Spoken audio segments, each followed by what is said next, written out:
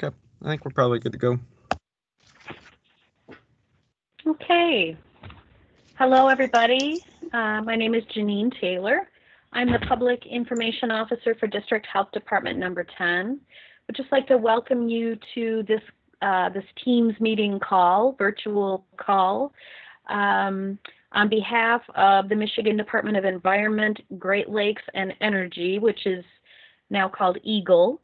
Also, the Michigan Department of Health and Human Services, the Michigan PFAS Action Response Team, or MPART, and the City of Ludington.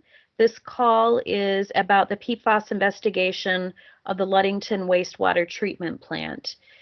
So just a few housekeeping notes before we get started with the presentation. The meeting is being recorded, and we will have a link. I believe, Jake, you'll provide a link for people to be able to view it for those who weren't able to be on the call. We also ask if everybody can mute their phones and turn off their cameras. That way we don't have anything slowing us down as we transition from slide to slide, and we won't hear any background noise. Also, there will be time for a question and answer at the end of the presentation. And you can also ask any questions in the chat feature of this Teams call. So feel free to type any questions you may have in the chat, and we'll get to those during the question and answer period. So with that said, just want to introduce to you the speakers for tonight's call. The first is Stephanie Kramer. She is with EGLE Water Resources Division. Our second speaker is Gary Clace, who's with the Michigan Department of Health and Human Services, Division of Environmental Health. And then finally, Jacob Riley, who is with EGLE Water Resources Division.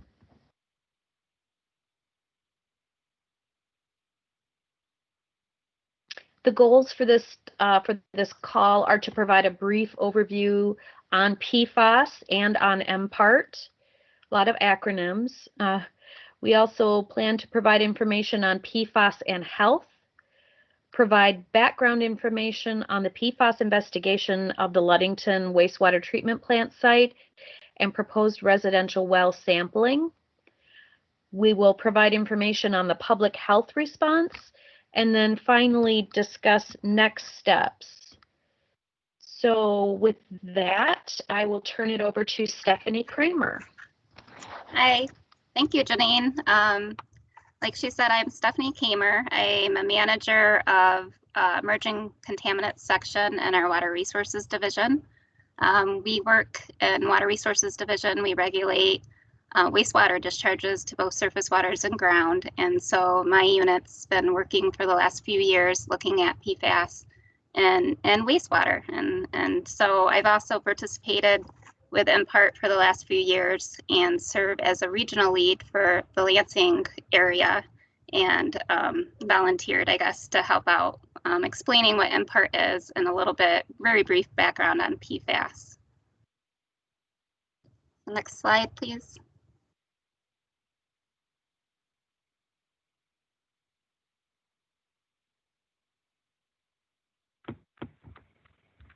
Hang on one second, I'm trying to transition to the next slide and it's frozen here. There we go. Okay, thank you. So like the Michigan PFAS Action Response Team, or what we call MPART, what it is it was formed as an executive order in 2019 to ensure that we had coordination amongst all the different state agencies that are involved in working on PFAS. And the reason for that is because I think the state recognized early that there was a potential for this statewide issue of contamination and a public health threat due to PFAS in our area, and they wanted to ensure that there was an efficient and effective response to that. MPART is an advisory body, and it's charged with, like I said, coordinating the actions of our state departments, and they work on environmental and natural resources protection, so EGLE and DNR, agriculture, public health, military installations, fire departments, and commercial airports. It's also responsible to coordinate with local and federal agencies and stakeholders to promote consistency, share information, and make sure we're leveraging our resources in the most efficient way possible. MPART is really the reason why in Michigan we have been so successful at rapidly identifying and reducing exposures. And it's enabled a comprehensive, data-driven, and science-based approach. Next slide, please. Thanks. So what are PFAS? For those that might not be familiar, the long term is Pere and Polyfluoroalkyl Substances. And really, it's a family of compounds that, is very large. So there's over 5,000 compounds that we are aware of today. They are all man-made. They don't exist naturally in the environment. The chemistry is a very strong carbon-fluorine bond. It's one of the strongest bonds, and that makes it very hard to break down. So it's very persistent in the environment, and it's very persistent in our body. Many PFAS are surfactants. They can act as detergents, wetting agents, emulsifiers, foaming agents, and dispersants. They're very unique. They don't like water or oil, so they exist at this interface in between, which made them very attractive for many different industrial and commercial uses. And while we know that there are thousands out there, we really only have data and focus on just a few at this point. So this slide shows some of the different uses that PFAS chemicals have been used in. As you can see, it's a very wide variety that includes industrial processes, our AFFF firefighting foams that are, been very important for public protecting the public, different commercial applications as well as consumer goods. Some of the products you're probably familiar with, you think of Gore-Tex and Teflon coatings on pans. They've been around for over 70 years. Another example would be food packaging. They were used on our food wrappers that you might buy from a fast food restaurant. And that was the coating that made it so that when you got that greasy hamburger, the grease didn't drip through onto your lap while you were driving in your car. So they had some very beneficial uses. Some other products that we've seen them on include common things like dental floss and different commercial products like Rain-X.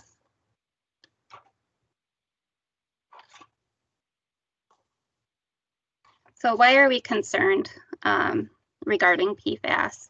And the reason is because they did have so many beneficial uses that they are widespread. We do find them in many places once we start looking. And they don't break down easily. They are very hard to get rid of. They do bioaccumulate, so they do build up in our bodies and in some of the food that we might consume. They can impact health, and I'm not going to get into that in great detail because I know Gary is going to cover that shortly. But that is why we are concerned about them. And there is a lack of information. There's a lot of unknown. We consider these to be kind of an emerging contaminant. We're still learning. So there's incomplete science and really incomplete regulation regarding these chemicals today. Next slide, please.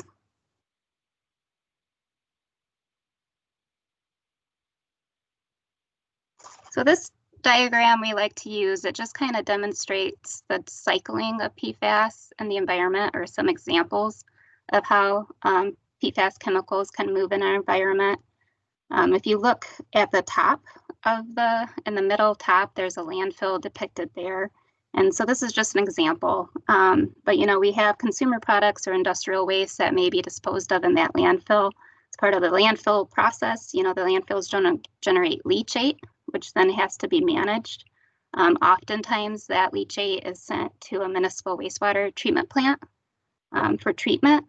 In the case of PFAS, though, that municipal wastewater treatment plant is not designed to capture or remove PFAS. So what happens is that those chemicals are then passed through the treatment plant, and they can enter our surface waters, our lakes and streams. And then they can also accumulate in the sludge or the biosolids that are generated at the plant. Those biosolids then can be applied as a beneficial reuse to agriculture, where they can contaminate or impact soils, groundwater, surface water runoff, and potentially crops. So our challenge at Empire and with Eagle is to kind of understand the occurrence of these chemicals and to really look for ways to make sure we're protecting public health, but also breaking that cycle. Sequester, remove them for the environment so we can kind of stop the cycling that's occurring. Next slide, please. So in Michigan, currently, we have many sites that are being investigated. Right now, we have a lot of information available on our website, but we have close to 100 sites where groundwater contamination exceeds our current cleanup criteria. In addition, in August, based on some new regulations that were recently passed, we're likely to have another 40 or so sites that will be mapped on our website as having groundwater with PFAS above our criteria.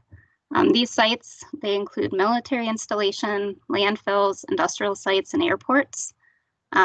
We do have more sites than any other state today, but that doesn't mean we are more contaminated than any other state. It just means that Michigan has been more proactive in looking and identifying these sites. If you go to any other site, these chemicals were used, like I said, widely. And so it's likely that as other states began looking at this issue, they're going to find similar things happening.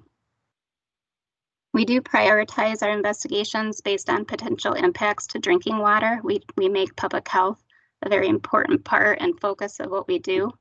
When we discover a site, all Empire agencies are quick to work with local health departments and officials to develop a plan for informing residents that may be impacted and investigating private wells and other water uses, which is why we are here today. So last slide, please. So one thing I just want to highlight, as part of Empire, a citizens advisory work group was formed. This work group consists of residents that come from impacted communities, so impacted areas for PFAS contamination. They have a couple of charges, including, making sure Empire knows how to best engage and empower communities as part of the process, and how we can do a better job at educating the public.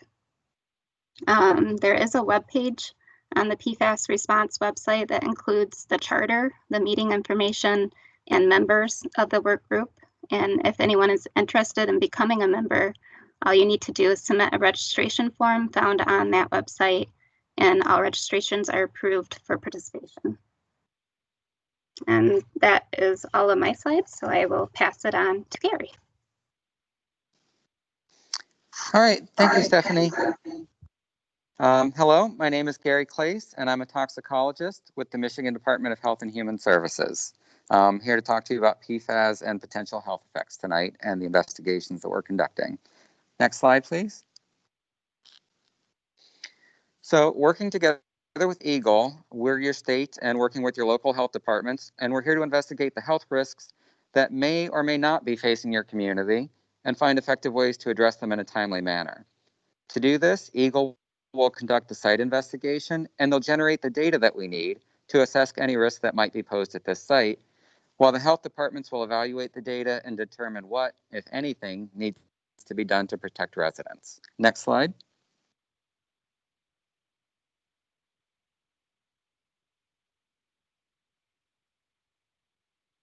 Now, PFAS chemicals are not new, and they are not rare. These are widespread chemicals that have been around for more than 50 years, and they've been used broadly in industry, commerce, and residential applications. They've been used to resist stains in your clothing, in your carpet, in your upholstery. They've been used in food packaging and many other applications. These chemicals have been all around us. Today, our primary concern is finding contaminated drinking water, as well as fish and wildlife, and eliminating those routes of exposures to people. Next slide, please.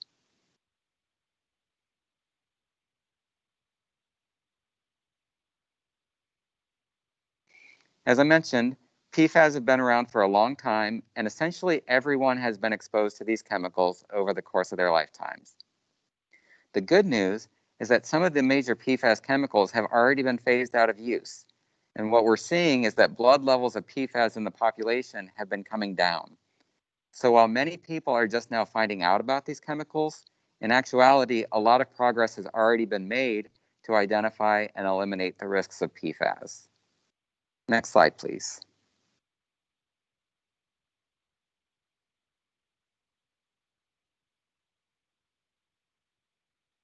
Now, we're concerned about exposure to PFAS because it can potentially cause a number of health effects in humans, although many of these effects are still being studied and a lot of them are fairly rare. As you can see here, exposure to PFAS can potentially reduce a woman's chance of becoming pregnant or increase blood pressure during pregnancy.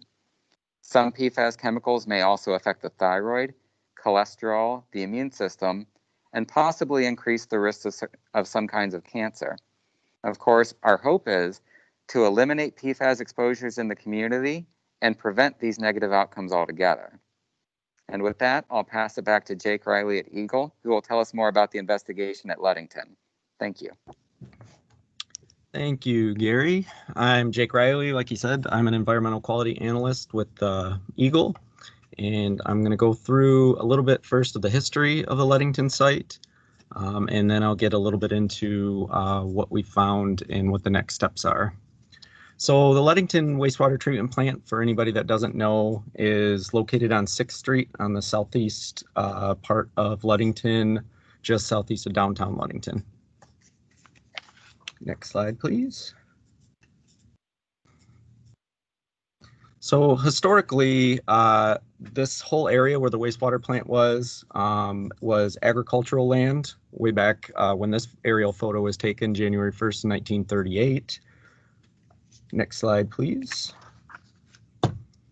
And as you'll see, there was a lot of change at the plant come 1954 when this aerial photo was taken. So Dow Chemical actually operated what was called the 6th Street Lime Pond, which was about 50 acres of land that's directly adjacent to in the west and to the west of where the current wastewater treatment plant currently stands. The lime pond was constructed in the 1940s and was used to settle out lime particles from the Dow Ludington plant's wastewater. This practice was stopped in the 1960s. The chloride concentrations exceeding our Part 201 residential and non-residential drinking water criteria have been detected in the groundwater due to some past disposal practices at the pond before it was closed in 2001. Since that time, Dow has conducted several groundwater investigations, mainly between 1984 and 2005, and has conducted a lot of groundwater monitoring at the 6th Street Pond site from between 2005 and 2015. The Ludington wastewater treatment plant was built in 1974 and was brought online in 1975. It purchased the pond to the west of the plant from Dow Chemical in the 1970s and used it for the storage of wastewater treatment residuals. We called this pond where they stored these the sludge pond. Next slide.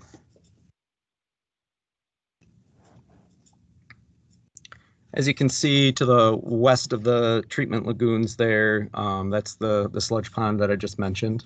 In 2017, Water Resources staff of Eagle issued a letter to the city indicating that they needed to stop the practice of using this sludge pond for the residual storage. And with these plants, the infrastructure at the plant, since it was built in the 70s, is currently significantly aging and was in need of many upgrades. So the plant is actually currently undergoing some major construction upgrades to change from a lagoon treatment system to an activated sludge plant.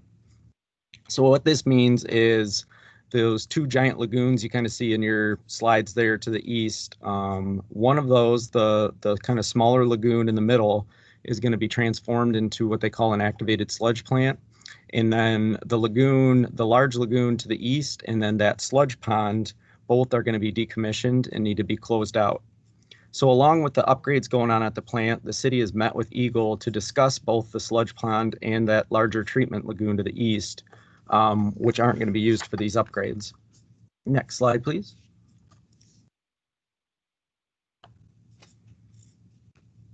So the city and Eagle have met multiple times to kind of discuss how to address the closure of that sludge pond and the large east treatment lagoon. As part of those discussions, the city developed a hydrogeo study to investigate the groundwater flow and any potential groundwater contamination that might be in the area. The hydrogeo plan was approved by Eagle and was completed by their consultant Fishbeck on behalf of the city between October and December of 2019. As part of this hydrogeo study, they installed 30 monitoring wells, which included some shallow, some deep wells, along with 4 intermediate depth wells. As part of that study too, they found that the groundwater generally moves from the south of the site, from south of the sludge pond, and then kind of southeast from the site there. Next slide, please. It's a little bit hard to see, but all these little dots around the plant here are the monitoring wells that were installed. I know it's going to be really hard to see the legend there. They'll even indicate which ones were shallow and deep, which ones were intermediate. And then the yellow line around the plant is the approximate boundary of the property. Next slide, please.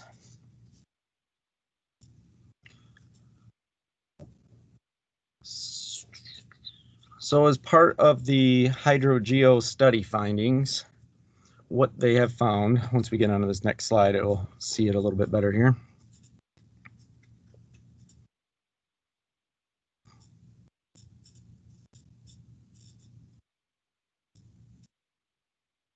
Are we, oh, there we go.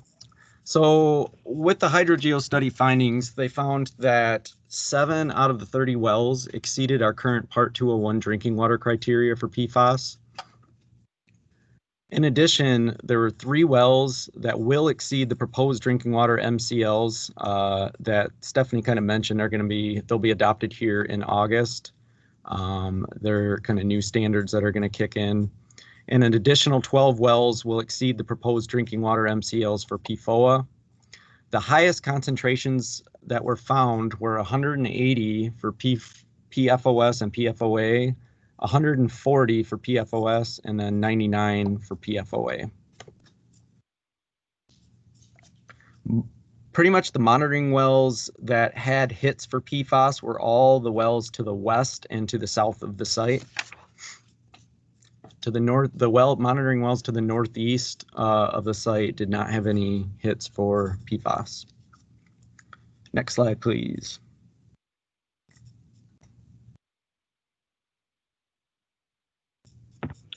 It's taken a minute. It's just kind of frozen right now, so it's not moving. All right. Hang on one sec. Go. Should be up in a second. We're all at the mercy of technology right now. There we go. All right, so in addition to finding PFAS that exceeded our drinking water criteria, as part of the study, they also found wells that exceeded our Part 201 drinking water criteria for some other substances. These included chlorides, amenable cyanide, ammonia nitrogen, nitrate, and nitrite. And then we also found some exceedances in Part 201 drinking water criteria for some metals, including arsenic, barium, boron, iron, manganese, and vanadium.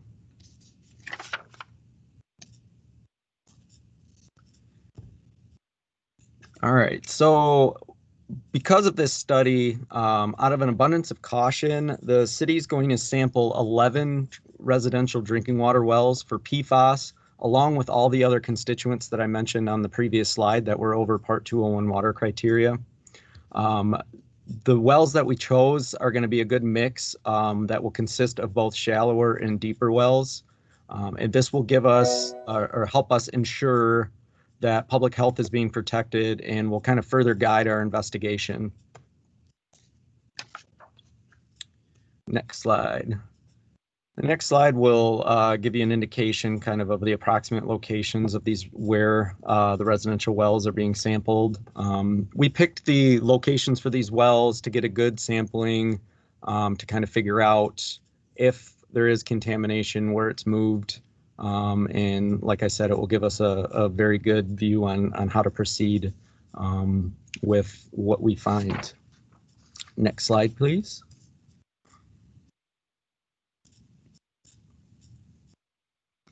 So as Gary kind of mentioned, the follow-up to what we find with this residential sampling, District Health Department number 10, along with MDHHS, will be working with the city on any public health response if it is needed.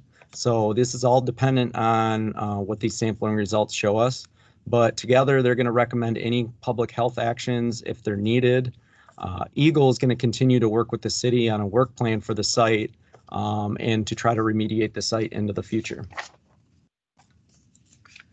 So I believe that is it. We'll open it up now to any questions that you have. If you're not comfortable asking them right now, you can either call me or email me your question, or you can call or email Janine at the health department, and she can help answer your question or get it to somebody who can answer it for you. So I will open it up to any questions right now.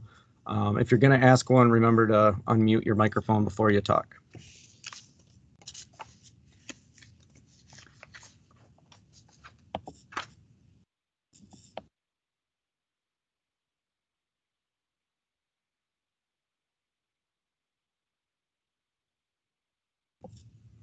All right. You guys are making it too easy. No questions. Jacob, did you see if there were any in the chat area? I'm not able to see the chat right now. Yep, I did look into the chat area. I did not see anything in the chat area. No.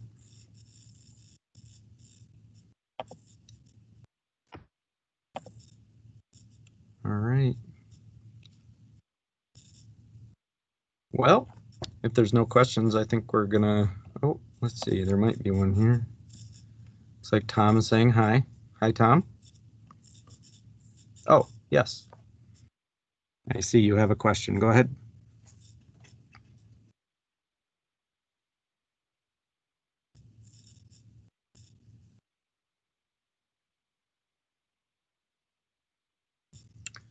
Okay, Tom said he has a question. He needs a well right now. I guess I'm a little confused on, you need your well tested? Oh, how do you get tested? Did you receive the letter? Are you one of the 11 residents that received a letter from us about getting tested? Okay. You should be contacted by the city. If that's the case, you should be contacted by the city very soon about getting out to your property and testing. Currently, they're supposed to be contacting each resident to request that they can enter their property and test an outside spigot. But you should be hearing from them. I would think relatively soon. I'm not sure if the city's on right now. They can maybe even talk about where they're at in the process with that. In terms of your well stopping last night, you may need to talk to somebody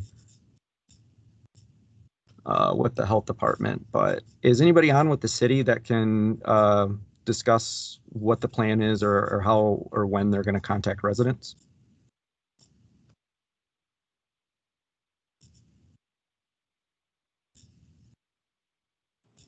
Hey, Jake, this is Josh Redner from Fishbeck. Hi, Josh. How's it going? Good. We've been working with the city on getting those letters sent out. They should be going out in the next week or so here. Okay. We've worked with you guys to finalize that list, and it's just a matter of getting them in the mail and out to folks. Okay. And then maybe Dave can talk a little bit about when that sampling is scheduled to occur.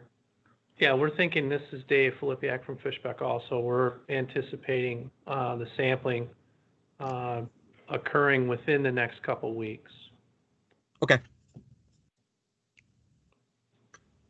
I don't know if you can hear that, Tom. He's in the Tom, I believe, is a resident who's been contacted. He's over in the chat window right now.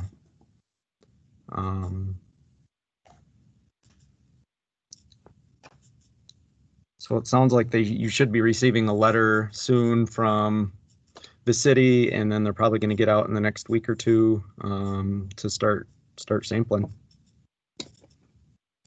And then I see he also had a question about what about the farmers who put solids on the fields? I can tell you right now, currently there's no land application coming from this facility. I can't really speak to other farmers who are putting solids on the fields because there's a wide array, unfortunately, of different programs that cover that. Everything from our CAFO program to our biosolids program, and then also some farms that are regulated by MDARD and not Eagle at all. So this, I can tell you, this plant right now is currently not land applying any kind of biosolids. So that's about all I can speak to right now. Hey, Jake, this is Stephanie. I might be able to add just a little bit to that. Okay. So as part of working under MPART, Water Resources Division has spent a lot of effort looking at the issue of PFAS and biosolids that are land applied. And so, we did a statewide study.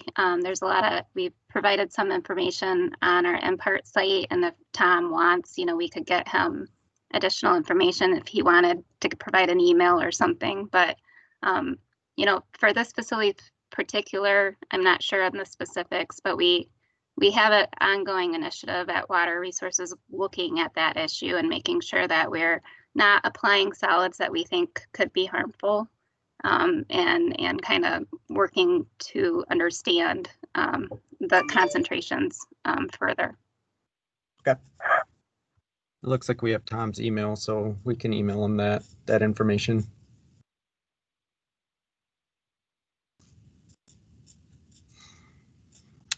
Are there any other questions out there?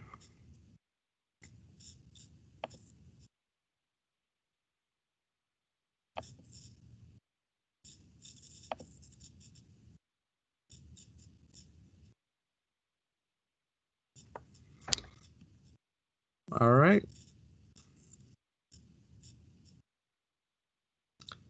I guess, let me see another question from Tom here. I'm a little confused on you saying that your well should start next week. Did you just have a new well put in, or you're having issues with your well, or what do you mean by it should start next week? Oh, you're going to have to drill a new well. Okay.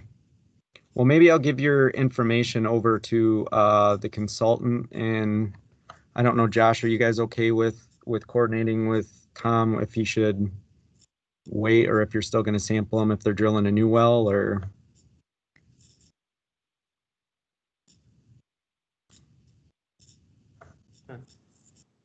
I'm just curious if there's any way to sample the existing well. I would hate to have Tom go through the expense of drilling a new well. Yeah, just like he says, PM water is close by, so. Yeah, yeah. Would it be more cost effective for him to be able to connect to the public water source? I don't know at this time, but we can help him look at that. Okay. Yeah. Okay. If you have his email there, maybe you can reach out to him and figure that out. Hopefully help him out there. Hey, Jake, this is Kevin from District Health Department number 10. Yeah. And if Tom's got some issues and we're going to look at working on something, I wonder if we want to loop in one of our sanitarians out of the Mason County office. Okay. And maybe between the consultant and our staff, we can figure this out. Yeah. Yeah, absolutely. Can you see the chat window? Do you see Tom's email address there? No, but I can probably find it. Okay. I can always send it to you too, Kevin, and you can get somebody to get a hold of him. Do you want to just go ahead and send that to me, Jake, and then I'll forward that on, and we'll see if we can get this issue taken care of. Sounds great. Okay.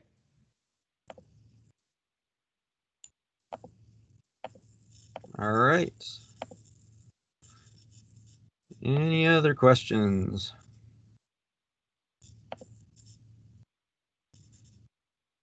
All right, I think we should be good then. Like we said in the beginning, this meeting is recorded, so if you guys know of anybody else or neighbors or anybody that would be interested in seeing this or this information, we will provide a link for that. I believe we'll have it on our Eagle YouTube page, and then I'm also planning on trying to send a copy of it to Janine, and I believe they have a YouTube page or some videos they might be able to post for the local health department. So It'll be in multiple locations there in case other people want to watch it.